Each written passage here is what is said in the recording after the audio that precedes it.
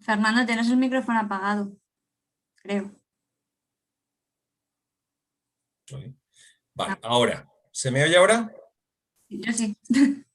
Vale, pues vamos a empezar porque yo no sé si me imagino, espero que los que estéis al otro lado lo estéis viendo bien, ¿eh? A ver. Vale, pues perdonar sinceramente los fallos técnicos, los problemas técnicos. Tenemos hoy bienvenidos al canal de YouTube de Arcobe, eso en primer lugar. Y hoy tenemos con nosotros a Teresa Palomar. Es, no, perdona, es que me oigo dos veces. Espero que los que estéis al otro lado lo estéis viendo. Dale en YouTube, quita el volumen, Sí, sí, voy a hacer eso. porque yo creo que es eso. Vale, ahora se me oye. Sí, porque no se te... Al menos no te escuchas el resto. Sí. Bueno, si no sé, espero que se nos esté yendo bien. Yo creo que es porque tenía YouTube y Zoom abiertos, ¿no? Vale, mil perdones, de verdad. Con el tiempo me imagino que lo iremos arreglando. Por tercera vez. Tenemos con nosotros hoy a Teresa Palomar, con quien me une una amistad de hace ya pues bastantes años. Nos conocimos no sé dónde, pero hace ya... Yo sí, en el Ciencia y Arte. ¿Ah, sí? Ah, 2003, pues mira, 2000, creo, porrón de años. 2005, algo así. Sí, Teresa Palomar es de las poquísimas personas que en España se dedican a nuestro campo, que es el campo de las vidrieras, lo que es el estudio científico, y lleva muchísimos años trabajando tanto en vidrio como en vidrieras, vidrio objetos, vidrio arqueológico, vidrieras. Ha hecho un montón de estudios, de publicaciones, de charlas sobre este tema y en particular sobre el tema que nos interesa hoy de vidrieras, pues ha publicado también muchísimas cosas sobre pintura, sobre, en fin, de todo. Si tienes canal de Academia Edu o algo, ¿no? Creo. Sí, tengo academia, Sí, tengo tienes perfil. Pues ahí ResearchGate, tengo Facebook, tengo... Siento. podéis buscar sus artículos que tienen muchísimos, la verdad. Entonces, bueno, el tema que nos va a traer hoy, que es muy interesante, se titula Evaluación in situ de las vidrieras Art Nouveau de la Casa Museu Dr. Anastasio Gonçalves en Lisboa, en Portugal. Realmente es un estudio que hizo hace un par de añitos, o 2 o 3 años, con técnicas de análisis de estas dos vidrieras que existen en esa casa, ¿no? Sin desmontar las vidrieras, sin llegar a tocarlas, que eso es lo importante, son técnicas no destructivas, para obtener o buscando, digamos, toda una serie de datos, de información que lógicamente ayudan tanto a los científicos como a los conservadores, restauradores y estudiosos de este tipo de patrimonio.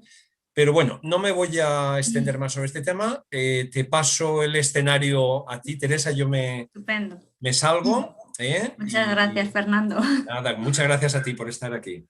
Vale, entonces, espera, comparto pantalla, quédate, a ver, creo que es esta. Fernando, confírmame que se ve bien, ¿no? Perdón, que me había... Sí, sí, se Ya, ve tranquilo. perfecto ahora. Sí, sí. Vale, Vale, pues perfecto. adelante, ¿eh? Vale, pues nada, muchas gracias a todos por asistir a esta sesión y por ver, bueno, pues este trabajo que, como decía Fernando, lo hice hace unos añitos, pero bueno, que todavía seguimos sacando cosas porque la verdad es que conseguimos bastante información. Voy a empezar presentando un poco lo que es la casa, ¿vale?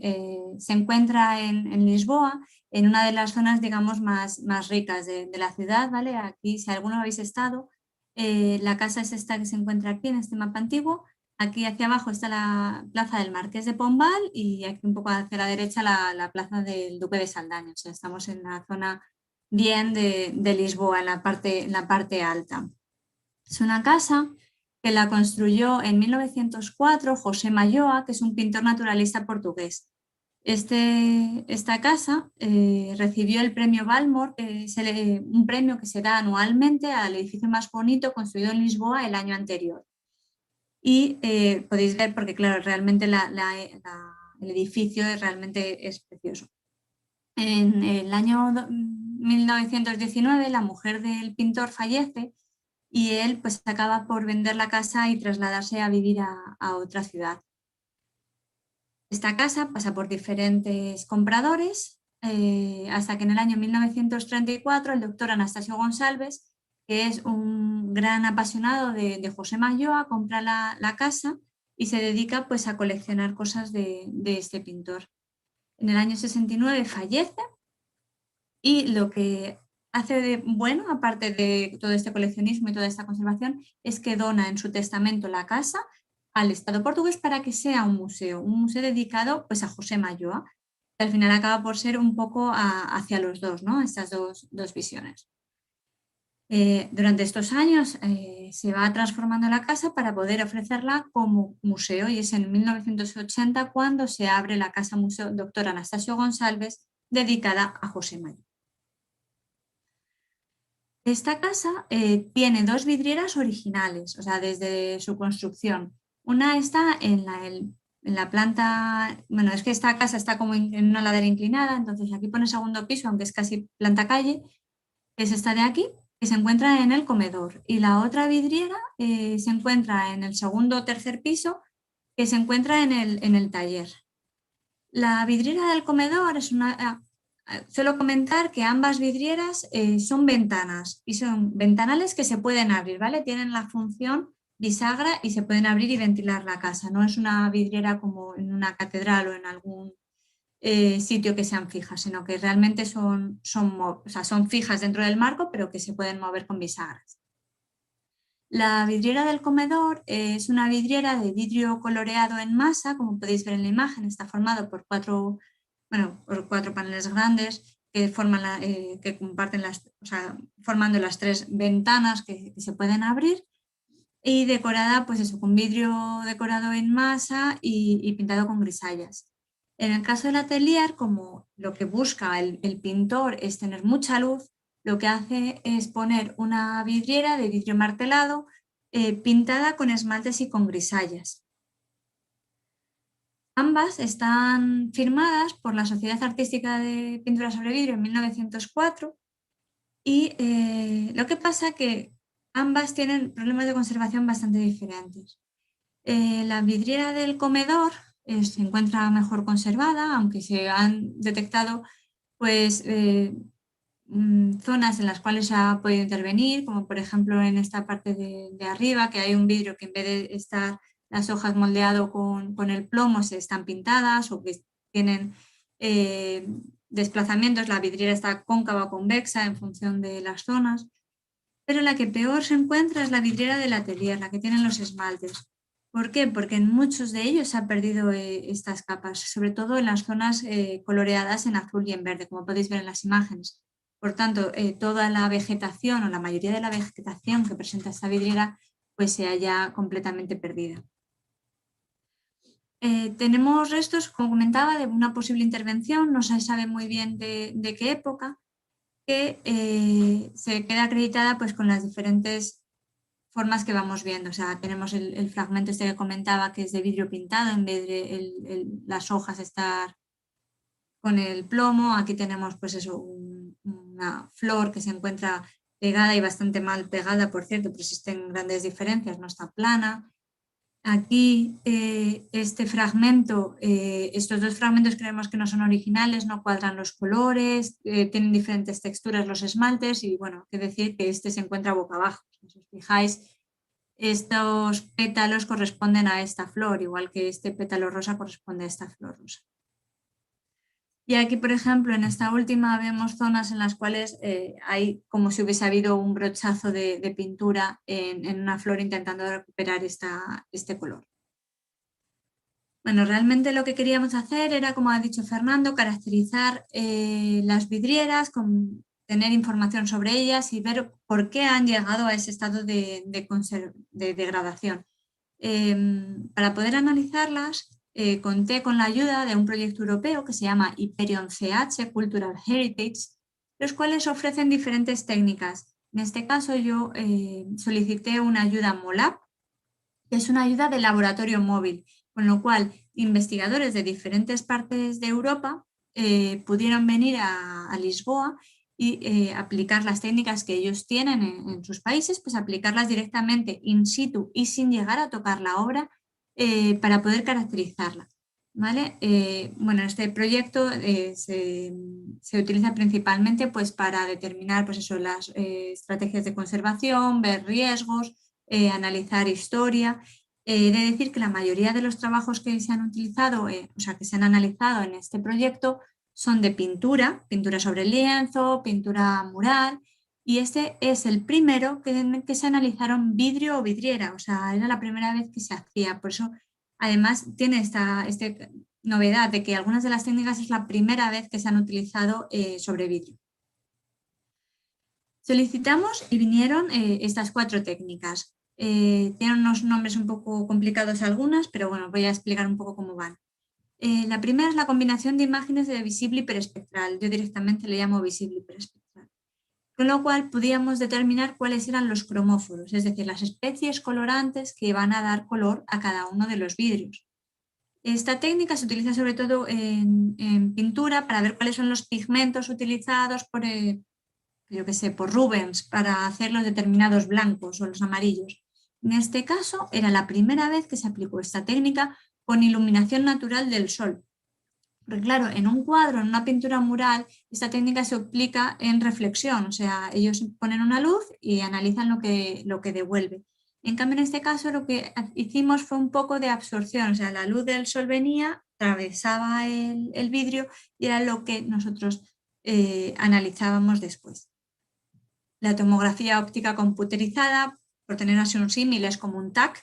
Realmente podríamos determinar el espesor de las capas de pintura sobre la superficie del vidrio, pues como en un TAC, ¿no? Hacia como una especie de loncheado, ¿no? del vidrio y ve dónde se refleja. Viendo esta diferente reflexión es con lo que permite ver el espesor de las capas. En interferometría holográfica digital de patrón moteado o de HSPI, mide la estabilidad de la pintura superficial. Es una técnica un poco complicada, basada en la vibración del material cuando se le induce, pues por ejemplo, en nuestro caso era un cambio de temperatura. Por ejemplo, esto igualmente, como digo antes, se aplica sobre todo en pinturas. Imaginaos una pintura mural en la que tiene una grieta, pues cuando hay inducen el calor, lo que va a hacer esta grieta es dilatarse, eso va a generar un movimiento del material y eso es lo que esta técnica va a detectar. Y termografía infrarroja, ahora con el COVID todo el mundo sabemos lo que es la termografía, permite ver la temperatura que tiene la superficie del vidrio en un determinado momento. En este caso, lo que queríamos ver, y sobre todo era una de las grandes ideas que teníamos para este proyecto, ver la evolución de la temperatura de las vidrieras a lo largo de 24 horas para ver cómo se calientan y cómo se enfrían. ¿Vale? Pues con eso vamos a pasar un poco a ver los resultados. Bueno, solo decir aquí, mostrar unas imágenes, podéis ver cómo los equipos se encontraban, bueno, estuvimos trabajando directamente en la vidriera, como comentaba Fernando, las vidrieras no se desmontaron en ningún momento, en algún momento la tuvimos que abrir para hacer alguna cosa por las dos caras, pero en ningún momento se tocaron. La mayoría de ellas, como podéis ver en la tercera imagen, se trabajó a distancia. Y en la primera fotografía que veis, que es la de OCT, la de tomografía, se trabajó muy cerca de la superficie, pero en ningún momento se llegó a tocar la vidriera. Esta es otra de las grandes ventajas de estas técnicas. No solo que no son destructivas, sino que no llegan ni siquiera a tocar la vidriera. Pasando a los primeros resultados. El análisis hiperespectral. Como comentaba antes, esta técnica lo que permite ver es caracterizar los cromóforos. Funciona como una cámara de fotos. Entonces, tienes la cámara de fotos, como tenemos en la imagen, y cada píxel, aparte de tener el color que crea la cámara fotográfica, detecta el espectro de absorción de la luz. Por ejemplo, aquí en este punto de la falda roja tendríamos este espectro correspondiente a un cromóforo de color rojo. En cambio, en estas zonas de las flores moradas tendríamos este espectro característico del color morado. Además, permite crear mapas de color para identificar en qué zonas se encuentran estas especies. Con ello, como tenemos una vidriera muy complicada, teníamos realmente esto. Tenemos muchas zonas de muchos colores y con muchos tonos diferentes.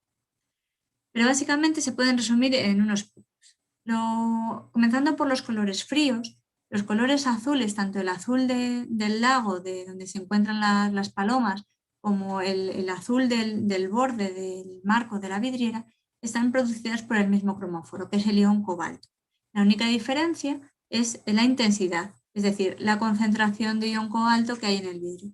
Aquí podemos ver las 3 bandas del ion cobalto y cómo en la zona del vidrio del lago, que es el clarito, se encuentran muy bien definidas, pero en la zona del azul del marco se encuentran saturadas debido a la gran cantidad, a la gran concentración que hay de cobalto en esa zona. En el caso de las flores moradas, tenemos el ion manganeso, que yo creo que es un básico para todos los que trabajamos en vidrio. Respecto de los verdes, hay muchos verdes de muchos colores y de muchas intensidades diferentes. Pero básicamente todos ellos se deben a la suma de 4 cromóforos diferentes, que son los que aportan básicamente el verde, que son el hierro 3, el cromo 3, el cobalto 2 y el cobre 2. En función de cómo se encuentren estos cromóforos, la proporción va a dar unos tonos u otros. ¿Vale? Así podemos ver cómo cada una de las hojas presenta una coloración diferente, pero en realidad están hechas con los mismos cromóforos. Incluso también con las hojas de la vegetación de la parte baja de la vidriera. En el caso de los colores cálidos, tenemos tres cromóforos diferentes. El color rojo, que está hecho con las nanopartículas de cobre características, este color rojo vivo, que se encuentra pues, en la falda, se encuentran algunas flores, incluso en los rosetones del marco de la vidriera. Los colores amarillos y anaranjados del fondo de la vidriera del atardecer están hechos con nanopartículas de plata. Tenemos en un mismo vidrio colores amarillos y colores naranjas, con lo cual creemos que más que lo hayan recocido 2 veces, hayan utilizado diferentes sales para tener toda esta variación cromática que dé lugar a toda esta variación de colores. Por último, el color marrón del cinturón, del corsé de la mujer, está hecho, creemos que con el sulfuro de hierro. Pero no solo tenemos la coloración de los colores, estos son los colores más intensos, también hemos podido identificar estos, voy a bajar porque estoy aquí un poco en medio, voy a poner esto, que si no, no se va a ver ahí. Bueno, estos son los colores intensos, pero en cambio en los colores claros vemos exactamente los mismos cromóforos. Los colores claros los vemos en la piel de la mujer, que es un manganeso muy claro, el césped del fondo de la vidriera, que son también esos colores, el cromo, el hierro, que van a dar estos colores pues verde,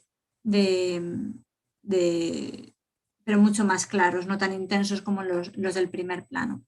También, por ejemplo, hemos analizado zonas de vidrio, o sea, grises, en las cuales no conseguimos ver muy bien los cromóforos, pero tenemos que tener en cuenta que en esta técnica, al ser absorción, los vidrios más claros pueden tener contaminación de lo que hay fuera, porque a través del vidrio vamos a ver que detrás había un árbol, un edificio y todo eso nos va a afectar a estas bandas. Entonces, en los colores intensos los vemos muy bien, en los colores claros, dependiendo de qué colores y en qué proporciones vamos a poder identificarlos bien o no. Pero bueno, básicamente hemos conseguido identificar cuáles eran los cromóforos utilizados en esta vidriera. En el caso de la vidriera del piso de arriba, del atelier, vemos que era un vidrio pintado con esmaltes, vemos los mismos cromóforos. Tenemos el cobalto, el hierro, el cromo. Lo que pasa es que en este caso están los espectros mucho más saturados, lo que nos da idea de que son colores mucho más intensos, mucho más oscuros, que no permiten el paso de la luz. En cambio, los amarillos, los rojos, bueno, y los morados son los mismos cromóforos que teníamos antes, el rojo es el de la flor, el amarillo es el pistilo. Y una cosa que llama la atención es que los violetas se encuentran en la banda característica del manganeso 3, pero se encuentran desplazados unos pocos nanómetros. Y esto es debido a que en este caso tenemos el color en un esmalte. Un esmalte normalmente tiene óxido de plomo, a diferencia de la otra vidriera, que seguramente sea un vidrio sódico cálcico, y este diferente vidrio lo que va a hacer es cambiar el entorno del manganeso desplazando ligeramente la banda. Aunque nosotros lo veamos parecido de color, realmente aparece desplazada a unos pocos nanómetros. Pero bueno, es interesante porque también estamos viendo que la técnica llega a dar este detalle sin necesidad de tocarla. La segunda técnica que aplicamos fue tomografía óptica computerizada, que como os decía antes es como un TAC. Entonces analizamos diferentes zonas y diferentes pinturas. Sobre todo lo que queríamos ver eran las técnicas decorativas. Una de las cosas que nos llamó la atención es que las flores tenían, no sé si se ve aquí, unos pequeños puntitos de color más intenso, en los cuales no sabíamos muy bien si estaban hechos por ataque ácido o si estaba hecho por fusing, ¿vale? Porque eran pequeños circulitos muy perfectos y muy bien hechos. Analizamos con esta técnica y lo que comprobamos fue esto que tenemos aquí, ¿vale? Aquí arriba, digamos que estaría el aire del interior del edificio, ¿no? Este sería la superficie del vidrio y este sería el vidrio en masa. Y aquí veríamos, esto sería uno de los círculos y este sería otro círculo y aquí tendríamos pues zonas comidas. Al no tener aquí ninguna banda, ninguna señal de un segundo nivel, creemos que esta técnica realmente fue ataque ácido. Si hubiese sido por fusing, seguramente hubiésemos tenido en algún sitio que no se hubiese fundido bien, haber tenido algún tipo de señal de una reflexión diferente. Pudimos cuantificar también cuánto era el ataque, que es, en función de qué flor era, se encontraban entre 30 y 100 micras, lo cual ya llega a ser bastante importante, y se encontraban tanto en las flores, en los pistilos, como para dar estos toques de color, como en el lago para hacer las diferentes ondas del color. También analizamos la grisalla. Aquí es que se ve un poco mal, voy a intentar subir un poco. Tenemos una paloma. Analizamos las dos técnicas de grisalla diferentes, que es la grisalla modeler, la que es la que da un poco las sombras, y la grisalla contorner, que como sabemos pues son las zonas más de grisalla más gruesas. Cada una de estas líneas que vemos en la pantalla corresponden a cada uno de estos análisis que tenemos en la parte inferior, ¿vale? Una de las cosas que nos llamó la atención es que la grisalla, debido a que no llega a ser un vidrio perfecto, sino que tiene siempre este aspecto más tosco, más granulado, lo que va a hacer es dispersar la luz. Es por eso que donde aparece la grisalla, realmente lo que tenemos es pérdida de reflexión. ¿Vale? Ahora os lo explico. Aquí en esta zona amarilla-naranja tenemos una reflexión buena, como teníamos en este vidrio. En cambio, en esta zona, que corresponde a esta zona de la grisalla, tenemos que se ha perdido esta dispersión y se vuelven de tonos más azulados, sobre todo en las grisallas de modeler, ¿no? La de sombreado, que realmente no llegamos a poder ver tanta la finura. Las hemos medido y la mayoría de las grisallas de estas de sombreado están sobre las 10 micras de espesor.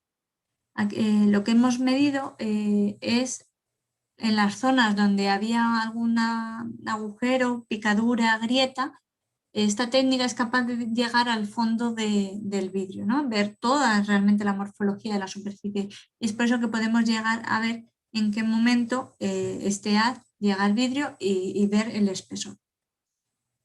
Aquí tenemos otra zona, que tenemos zonas más gruesas, ¿veis? Aquí se encuentran pues la fosa de la nariz de la paloma, aquí tenemos un poco lo que sería lo que es la boca, que es un poco más fina.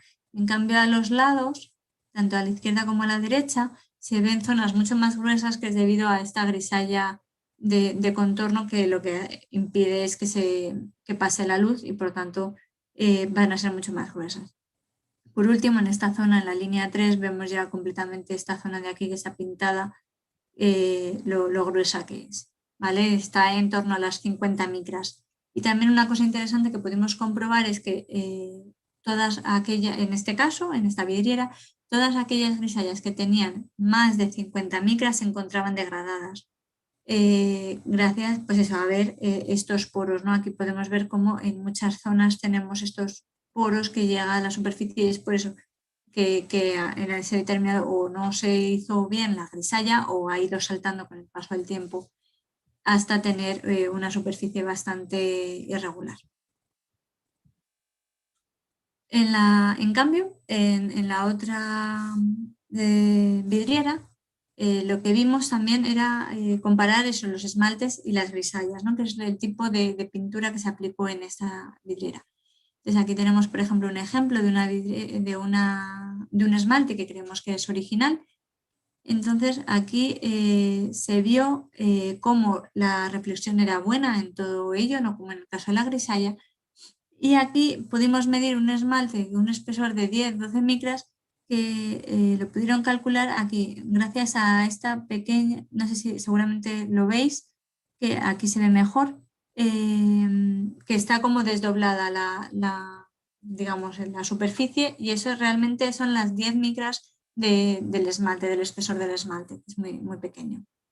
¿Vale? Aquí en esta zona, como tenemos grisalla, tenemos la pérdida de la señal por la dispersión de la luz. También la aplicamos en otras zonas con una grisalla mucho más gruesa, una grisalla parda, que vimos que tenían espesores de aproximadamente 20 micras. Las grisallas de contorno, en este caso no había tanto sombreado. Aquí tenemos, por ejemplo, la zona, podemos ver que aquí falta esa grisalla y es como la falta que se encuentra aquí, ¿vale? Porque la grisalla sería de este espesor. Aquí se encuentra bien sinterizada y sería esta pérdida de color. Lo que sí que obtuvimos es que existía deterioro en capas que tenían espesores superiores a 30 micras en este caso. En el caso anterior eran superiores a 50. También hicimos análisis a unas zonas muy oscuras que correspondían con colores azules y bueno, rosas y verdes. Y en este caso lo hicimos aquí en esta zona, que es, como he comentado antes, este es la zona, la parte que se encontraba dada la vuelta. Podemos ver cómo esta capa azul oscuro que no deja casi pasar la luz tiene un espesor de entre 15 y 60 micras, lo cual es bastante grueso para ser un esmalte, como hemos comprobado antes. Por eso es lo que creemos que sea un retoque. No solo eso, en este caso abrimos la puerta y pudimos analizarla por el otro lado, porque esta técnica permite analizar materiales transparentes. Entonces, bueno, este es el lado de dentro, este es por el lado de fuera, y todas estas zonas blancas que corresponden a toda esta reflexión, lo que nos indica esta técnica es que se produce una delaminación, ¿vale? O sea, esta pintura se ha separado, esto que tenemos aquí dentro es aire y lo que hace es mostrarnos realmente que ha sido una pintura en frío, que no ha sido una pintura que se haya cocido y que se haya sinterizado correctamente, sino que ha habido una intervención posterior confirmando lo que creíamos que le había pasado. La tercera técnica que aplicamos fue la interferometría holográfica digital, que comentaba antes. Es una técnica basada en los movimientos del material de una forma muy, muy nanométrica. En este caso lo aplicamos en la vidriera del piso inferior, del comedor, que es esta vidriera con esmaltes y grisallas. Aquí podemos ver la cara de la mujer, que está toda trazada con estas grisallas. Y lo que se observó es que tenían ondas regulares, ¿vale? No existen deformaciones.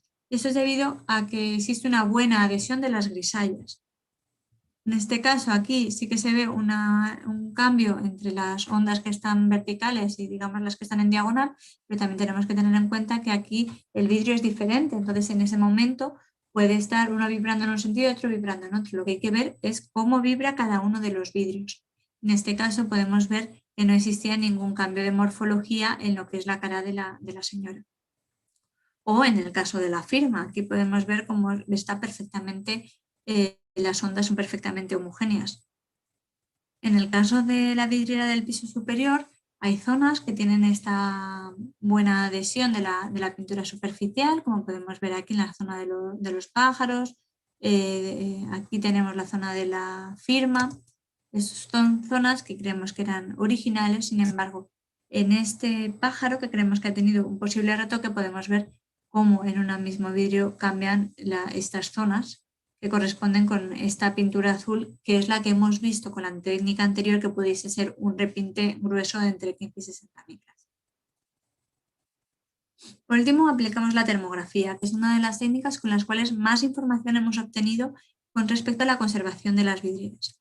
Aquí podemos ver un vídeo que he hecho de GIF, viendo cómo es la evolución de la temperatura de la vidriera. Nosotros no la hemos tocado, o sea, es el resultado real de cómo varía la temperatura de la superficie del vidrio a lo largo de 24 horas. Bueno, en este caso he quitado la noche para que no se hiciera pesada, pero es a lo largo de todo un día durante el solsticio de verano, que es cuando más temperatura, o sea, perdón, cuando más horas solares están incidiendo en la vidriera.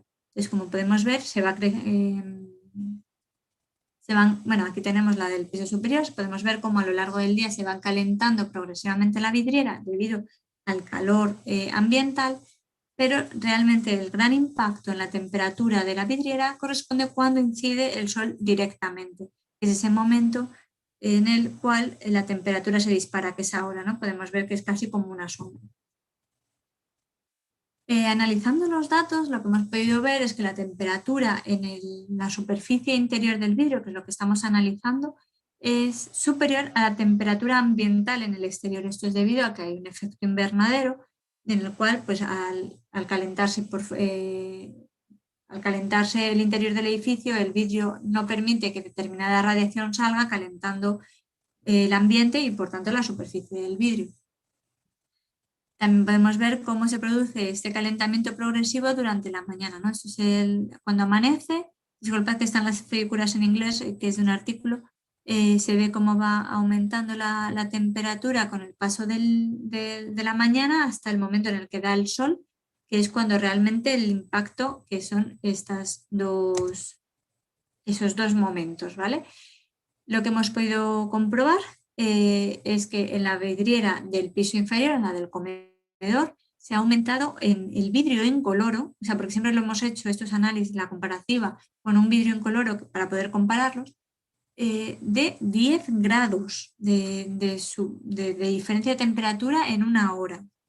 ¿Vale? Pasamos de tener unos 32 a unos 42 grados de temperatura. En el piso superior, en el atelier, tenemos un incremento de 3 grados en 40 minutos.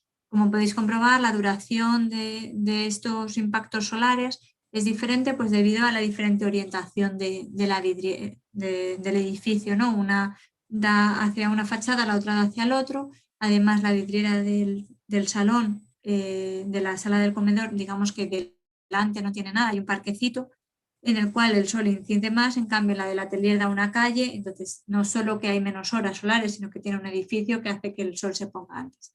Todo esto afecta a la temperatura del mismo. Pero bueno, aún así es importante el gran aumento de temperatura que existe en estas zonas.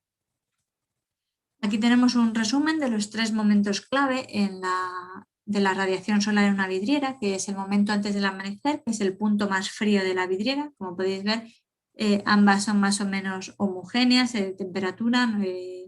Se ve un color un poco azulado, sobre todo en el emplomado, porque el plomo, bueno, por causas físicas refleja más el calor del interior del edificio, pero bueno, si comprobamos solo los vidrios podemos ver que más o menos es la misma temperatura.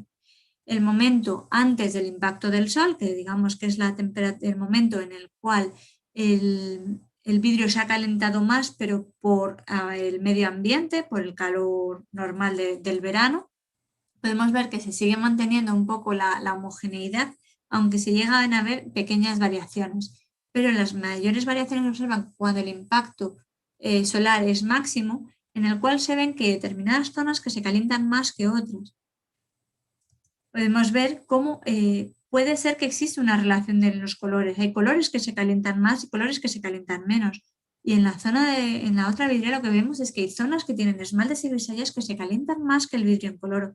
Entonces, ¿a qué es debido esto, no? ¿Y qué implicaciones puede tener? Bueno, pues analizando un poco la variación de los colores, vemos que los vidrios incoloros, bueno, puede ser que no tengan cromóforos o que estos se encuentren compensados, como por ejemplo el efecto del jabón de vidriero del manganeso o el hierro, son los que tienen la temperatura superficial más baja a lo largo de toda la evolución. Aquí ya simplemente es el momento este del impacto solar y estos son los vidrios incoloros, que son más bajos y por mucho. En cambio, los vidrios verdes de la vegetación, de las hojas, tienen una temperatura más alta, incluso más alta que los naranjas que están en el medio. ¿Pero a qué es debido? Bueno, pues investigando un poco pudimos comprobar cómo los vidrios incoloros no absorben en el infrarrojo cercano, pero los cromóforos utilizados en el vidrio verde, como el hierro y el cobre, sí que absorben. Entonces, ¿qué es lo que va a pasar? Que estos cromóforos van a absorber y van a hacer que se calienten más esos vidrios, pero llegando a ser variaciones de hasta 2 grados centígrados. Una cosa similar pasa con la pintura superficial, con los esmaltes y las grisallas. Lo que hemos visto es que estas pinturas van a hacer que aumente más la temperatura.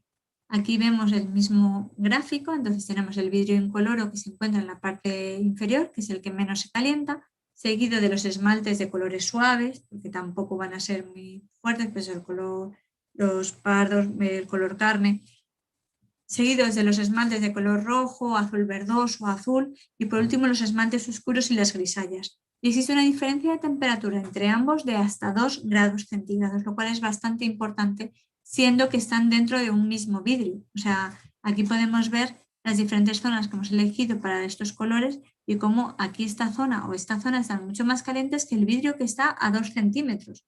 Entonces, esto puede generar grandes problemas. Decir verdad es lo que creemos que está causando estas fisuras y estos desgastes. ¿Por qué? Porque los esmaltes y las grisallas son vidrios que generalmente tienen plomo para que funda la temperatura y se puedan adherir mejor a la superficie del vidrio sin tener que subir mucho la temperatura. Pero estas características de que sea un vidrio con plomo va a hacer que sea un vidrio con mayor calor específico. ¿Qué significa? Que cuando aumenta la temperatura va a expandirse, va a coger, o sea, a ver, perdón, con un mismo incremento de temperatura, estos vidrios van a aumentar aún más de temperatura. No sé si es una cuestión física, o sea, con una misma energía estos vidrios se van a calentar mucho más, por así decirlo. Y este aumento de temperatura lo que va a generar es una expansión térmica, o sea, una expansión del material ocasionada por la temperatura.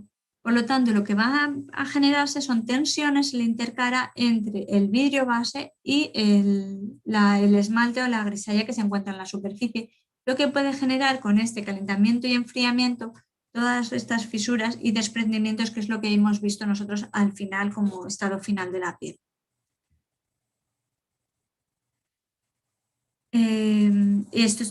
Por eso es por lo que estamos por ahora investigando y queremos confirmar que estos esmaltes, sobre todo los esmaltes verdes y azules, que como habíamos visto en el impacto de los colores eran los que más se calentaban, también son los que más se desprenden en el caso de los esmaltes. Por último, hicimos un estudio un poco así leve del vidrio protector. Ambas vidrieras están protegidas, pero la del piso de arriba tiene un gran problema y es que los paneles de protección están demasiado juntos y no permite que se ventile bien la vidriera. Entonces, todo este calor que está debido al impacto solar se va a quedar ahí, podemos llegar a detectar 3 grados de temperatura de diferencia entre la parte superior del vidrio, la parte superior de la vidriera y la parte inferior. Esto lo podéis ver en esta figura, pero es que esto está hecho no a la 1:30 del mediodía, sino a la 1 de la madrugada. O sea, no está dando el sol y el calor sigue ahí porque no es capaz de sacar este calor. No es capaz de difundirlo, a pesar de que está abierto, porque estos son 6 paneles que están abiertos un poco, están demasiado pegados a la vidriera y no tienen espacio suficiente. Bueno, ahí podéis ver cómo mi mano no llega a entrar entre el espacio protector y la vidriera. También existe un problema y es que tiene un enrejado, tiene una verja por fuera que tampoco permite que se pueda poner mucho más lejos, pero sí que habría que intentar separar un poco al menos estos paneles para que se pueda ventilar mejor o al menos abrir la ventana para eliminar este calor que se queda ahí atrapado en la zona oscura. Bueno, como resumen final, solo comentar un poco lo que hemos observado. Pues eso, con la vidriera del comedor se hicieron con varias técnicas de ejecución, que era vidrio coloreado en masa con diferentes cromóforos, amarillo de plata, ataque ácido en las zonas de las flores y de las zonas del lago que van a dar esos cambios de color, y las grisallas están bien preservadas excepto las más gruesas. Incluso teniendo en cuenta que esta vidriera tiene un mayor impacto solar durante más tiempo, como hemos visto, y un cambio de temperatura mucho mayor. En cambio, en la vidriera del atelier se hizo con vidrio martelado, pintado con esmaltes y grisallas, y en algunas zonas retocadas con pintura azul. Esta vidriera se encuentra en un peor estado de conservación, tiene pérdidas de esmalte, incluso los retoques se están cayendo, y creemos que pueda ser debido, pues, a la incompatibilidad entre los esmaltes verdes y azules y el vidrio soporte base. Pero ¿existe algo más? O sea, han pasado 100 años desde que se puso esta vidriera y ya hasta la restauración se está cayendo, que es lo que está pasando ahí. Algo más ha tenido que pasar, o sea, no puede ser. Entonces hicimos un poco de búsqueda en el Archivo Fotográfico Municipal de Lisboa y obtuvimos varias fotografías históricas de la fachada del edificio, lo cual está bastante bien porque es la fachada que tiene la vidriera de los esmaltes. Interesantemente, comprobando las fotografías, lo que vimos es que estos juncos se encontraban a la izquierda hasta el año 1964 y en la actualidad se encuentran a la derecha. Bueno, esta foto está tirada desde dentro, esta está tirada desde fuera. Es decir, que la vidriera entre el año 64 y el 2016 fue girada. ¿Qué quiere decir esto? Que si ahora los esmaltes y las grisallas están hacia adentro, durante más de 60 años han estado expuestas a las condiciones ambientales exteriores. O sea, no solo han estado con estas fluctuaciones de temperatura, sino que han estado expuestas a la lluvia, al viento, a los animales, a un impacto solar más directo y condiciones mucho más extremas, que es lo que seguramente hayan llevado a que la vidriera se encuentre en el estado actual. Y bueno, pues hasta aquí mi presentación. Espero que os haya sido amena, que os haya interesado. Pues quedo a la espera de vuestras preguntas. Intentaré responderlas. Bueno, Teresa, pues ¿me oyes? Sí. Vale, pues muchísimas gracias. Muy, muy interesante la charla, la verdad. Yo conocía tu artículo cuando lo publicaste allá en el 2018 y la verdad es Sí. que me pareció algo que no es poquísimo lo que hay sobre este tema. Me Sí, pareció bueno, y realmente... habréis visto cosas novedosas, porque hay cosas que todavía no hemos Sí, publicado, que bueno, el ritmo de publicación ya sabéis cómo va. ya, ya, ya.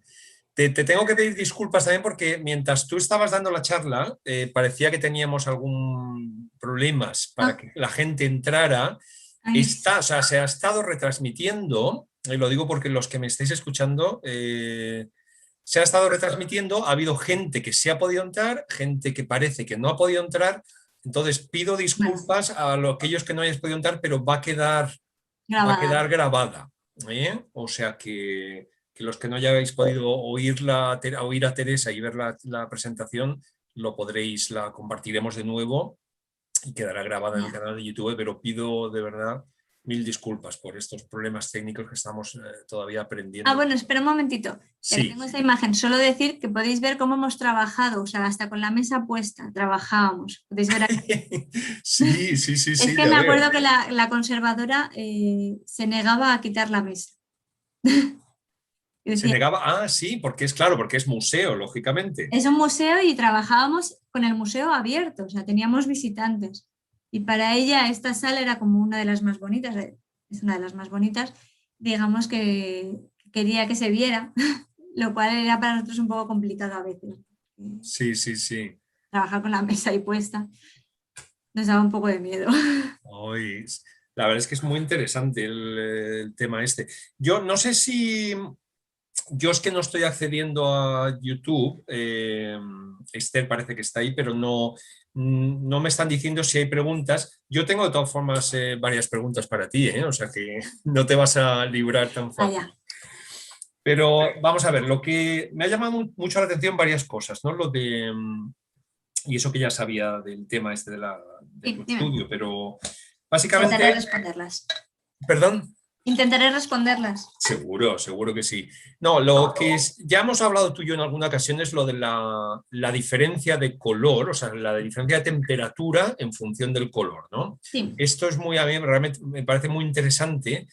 El deterioro del vidrio que pudiera ocasionar esa diferencia de color, ¿tú crees que también podría estar, o el posible deterioro? Imaginémonos en vidrios medievales o... ¿Crees que podría haber también una diferencia de deterioros según color? A ver, hay que tener en cuenta que la temperatura Sí, te va a acelerar las reacciones de degradación, siempre. Bueno, sí. reacciones químicas en general. Entonces puede ser que se acelere. Realmente en vidrios coloreados en masa no creo que haya tanto problema, Mm, que al estar el emplomado alrededor, digamos que funcionan como piezas individuales. sí, sí, sí. A lo mejor no afecta tanto. Yo creo que el problema de la temperatura sobre todo va a ser en el caso de pintura, o bueno, esmaltes o grisallas o Vale. técnicas decorativas, que es donde realmente vamos a tener materiales diferentes puestos uno con otro. Entonces realmente es donde yo creo que va a afectar más. Sí, sí, sí. Y un vidrio, yo que sé, un vidrio azul aumenta el plomo, digamos que se va a poder deformar un poco para permitir que aumente el tamaño. Mm, No va a ser un, o sea, no va a crecer tanto. Entonces, sí, sí, sí. el Sí, plomo los va a dilatarse, poder, ¿no? claro, al dilatarse, el plomo va a poder, digamos, jugar con ello. Yo creo que los principales problemas de degradación inducidas por la temperatura va a ser en las vidrieras pintadas. Sí, claro, esta para mí es la parte quizá más, más novedosa y más que más me ha llamado la atención de tu estudio, Sí, ¿no? sí, Porque hasta sí. ahora, cuando hablábamos siempre de deterioro de pinturas, se achacaba pues a muchos factores, ¿no? Pues la calidad de las pinturas, la temperatura en el horno, las curvas, en fin, el enfriamiento de una manera o de otra, todo eso. Pero bueno, y lógicamente la composición y la compatibilidad entre los materiales del vidrio, la masa del vidrio, con los materiales de los esmaltes o grisallas, pero no tanto esto que estás tú sacando ahora, que me parece realmente interesante, que es el color Sí, sí, y la la verdad es temperatura. que eh, antes de este estudio habíamos hecho uno bueno, aquí en Madrid, con la Sí, CSIC, y fue casualidad, o sea, fue un día hablando con unos compañeros, nosotros teníamos las vidrieras, ellos tenían el equipo y dijimos, vamos a ver qué sale, por si sale algo. Y ahí fue el germen de en plan, mm, Jolín, esto salen cosas, ¿no? O sea, no es lo que esperábamos, bueno, siempre esperamos que los colores oscuros se calienten más, ¿no?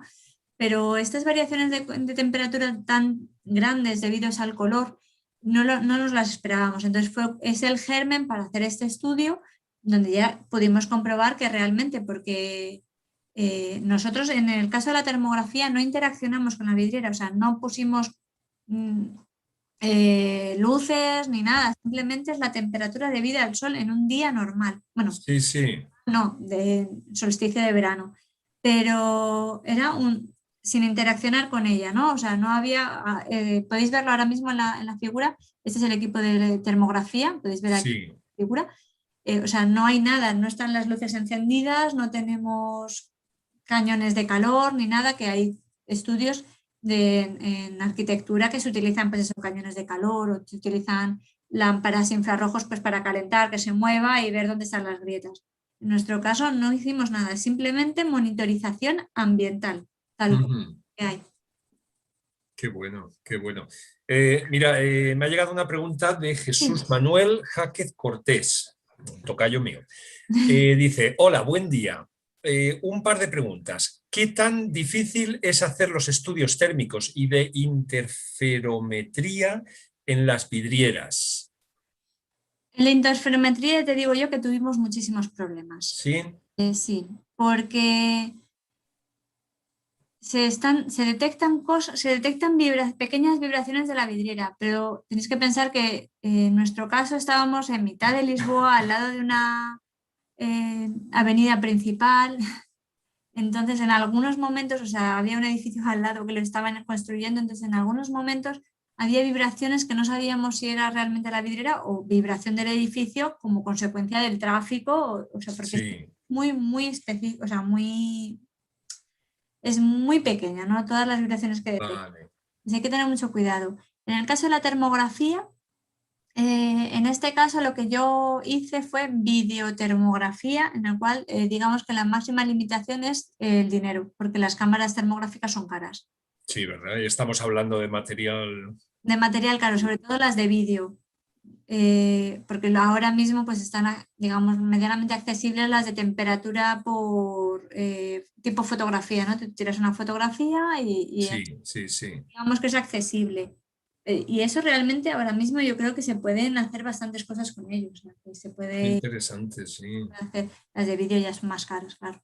Claro, Fue gracias al proyecto europeo este que comentaba, al Hyperion GH, que nos permitieron que ellos sí. vinieran al museo y analizar la vidriera. Qué bueno. La verdad es que es genial cuando podéis hacer este tipo de trabajos. Mira, Sí. aquí te mandan otra felicitación de Ah, gracias. PTI País CSIC. Ah, Tú, genial, sa- desde la PTI. tú sabrás quién está detrás de ese mensaje. Dice, muy interesante, Teresa, enhorabuena por el trabajo y la exposición. Totalmente de Gracias. acuerdo. Bueno, no sé quién estará detrás porque hay varios, pero bueno, saludos, Sí. se lo agradezco a quien sea. Sí, yo también, otra pregunta, las diferencias de grosor, claro, con las técnicas estas que utilizasteis no puedes tener un control del grosor del vidrio, lógicamente, no, No, no es un parámetro que hayas podido comprobar. no, Pero ¿qué opinas no. de temperatura y grosor? ¿O no tendría ningún...? Sí, claro. Sí, no, me imagino, aunque no lo Sí, hayáis podido comprobar, me refiero. claro. A ver, vidrios más finos se calientan más.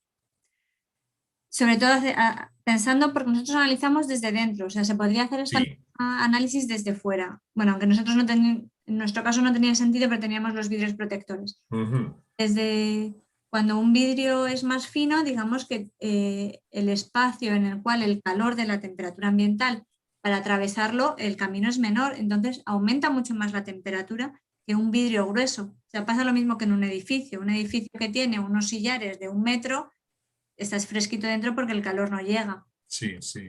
Si tienes un pequeño, una depladur, te va a entrar el Mm. calor de Sí, sí. fuera, vamos. Pues en los vidrios va a pasar lo mismo. Aquellos vidrios que sean más finitos seguramente tengan incrementos mayores de temperatura y variaciones mucho más intensas que los vidrios más gruesos. Pero vamos, no lo he comprobado, estaría interesante comprobarlo. Sí, sí, sí. Sería fácil relativamente.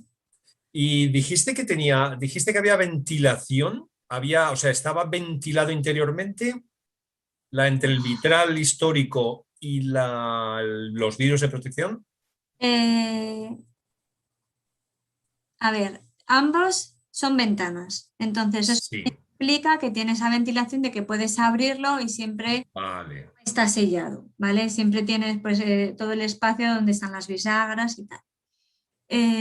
Porque son ventanas que se abren y las de protección también se abren. Sobre todo las del comedor sé que se abren en completas, las de arriba solo se abre una puerta. Ah, las de protección también. Sí, Vale, sí, una se abre hacia adentro y otra se abre hacia afuera. sí. El, el problema que en la vidriera de arriba solo se abre, a ver si puedo, bueno, en esta misma se ve, solo se abre esta pieza, solo se abre este panel. ¿Veis aquí las bisagras? Ah, sí, sí, sí, se ven, se ven. Entonces, y la de fuera igual, solo se abre este panel. Bueno, entonces, ¿qué pasa? Que aquí arriba, aunque hay Claro. ventilación, porque, a ver, aquí esto es una foto desde fuera, aunque hay ventilación, porque los paneles no están pegados, hay como 1 centímetro o así, no es Sí. suficiente la ventilación para eliminar todo ese calor que se acumula durante el día. Claro, a eso me refería, porque a menos que abras las ventanas manualmente, Claro, lógicamente no hay una ventilación, una corriente convectiva no, circulando de nada. manera... No, no, no, no, no. En este caso, sobre todo en esta, eh, Sí, todo esto está fijo. Solo se sí, abre. sí, sí. Eso me ha interesado también mucho lo que has comentado de las diferencias de temperatura entre la parte superior y la inferior. Realmente esto, por ejemplo, los que trabajamos mucho con acristalamientos de protección ventilados, se dice que, claro, por ejemplo, durante el día el movimiento del aire va a ser ascendente Claro, hacia la parte superior de la vidriera y que durante la noche, al cambiar las temperaturas, hay una bajada del aire, es al contrario, el aire entraría y descendería por la vidriera hacia la parte inferior. Eso es lo que he leído en algunos artículos. ¿Tú qué opinas de No lo esto? sé, estaba pensando físicamente, o sea, Ah, vale, vale, sí, le estaba pensando.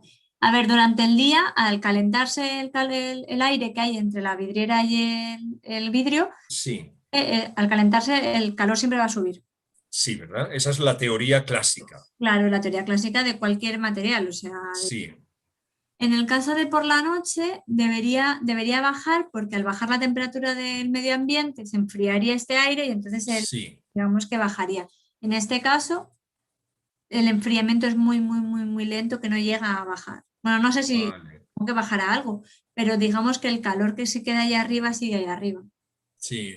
Claro, yo he leído eso en algún libro publicado en el Reino Unido de esa teoría, ¿no? De que por la noche al cambiar los ciclos, las temperaturas, pues entonces hay un descendimiento inverso durante el día del aire, ¿no? Pero no sé hasta qué punto hay algún estudio realmente sobre eso. No lo sé. Bueno, ahí habrá Ya. mucha cosa estudiada por arquitectos, ¿no? Y por Sí, sí, sí. civiles, por más cosas en edificios tienen que haber. Este en concreto, en efecto, soy pues, un arquitecto.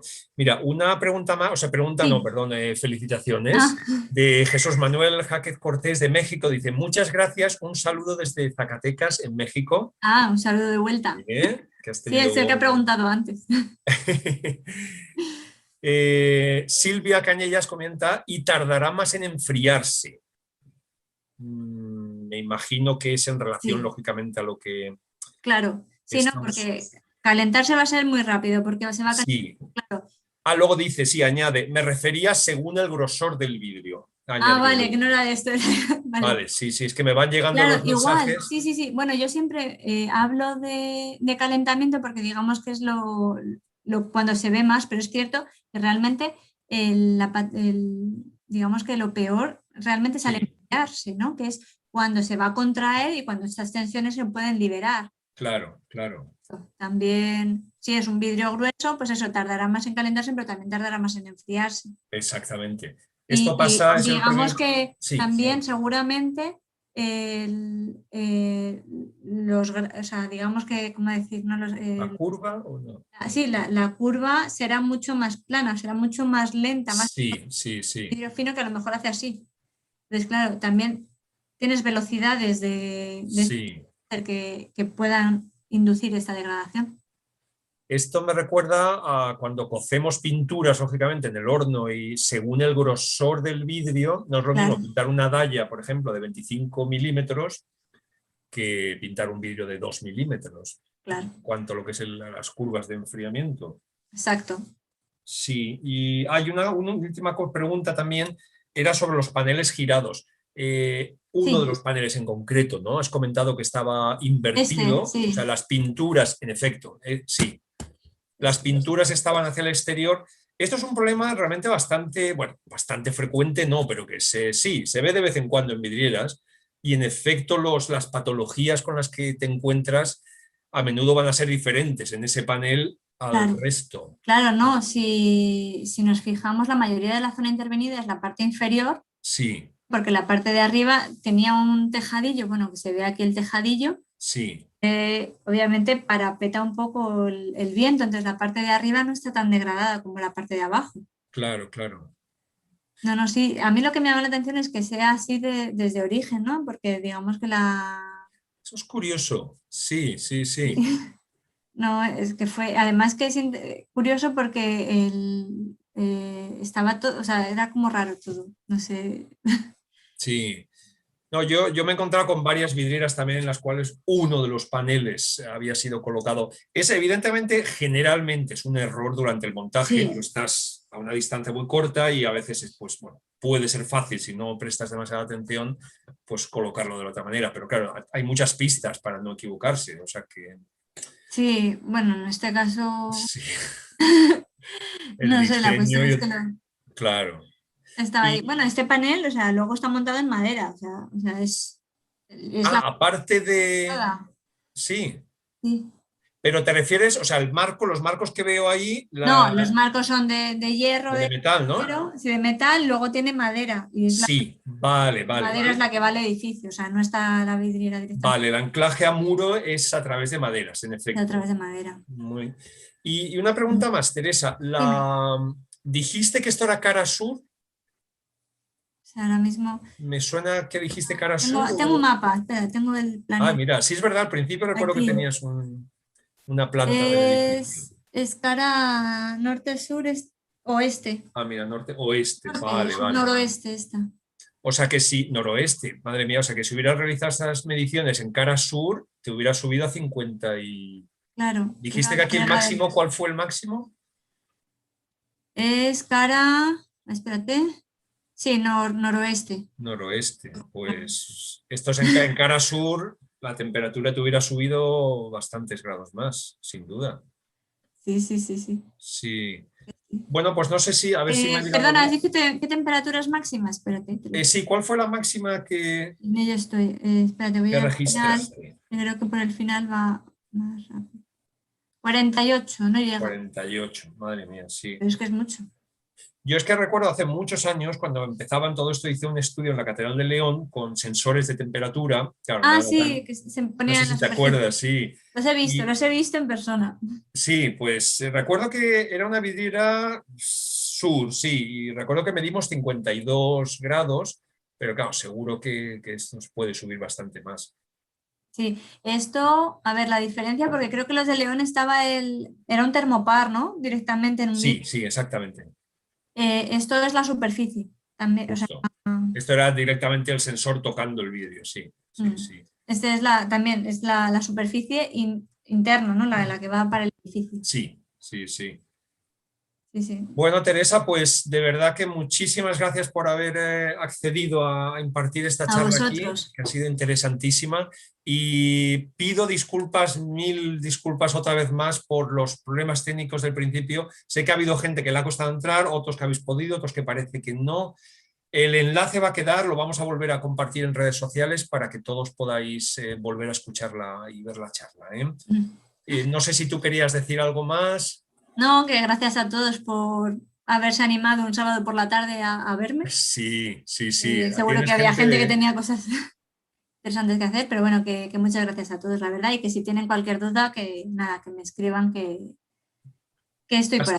Has puesto tu email por algún lado, ¿no? Pues yo Creo. creo que no, Aparecía al final, ¿no? Ah, vale, vale. creo que no.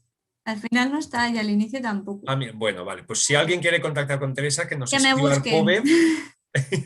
En Arcove estoy en la sección de socios. Ah, sí, en la página web de Arcobe estás exactamente, en la sección de Claro, socios. ahí aparezco. Se buscan en los socios y ahí aparece mi mail. Sí, que no lo he dicho al principio, como te he presentado, pero lógicamente eres socia de Arcobe y mucho orgullo que tenemos de... Sí, Sí, y miembro de alguno de los comités. sí, además de verdad.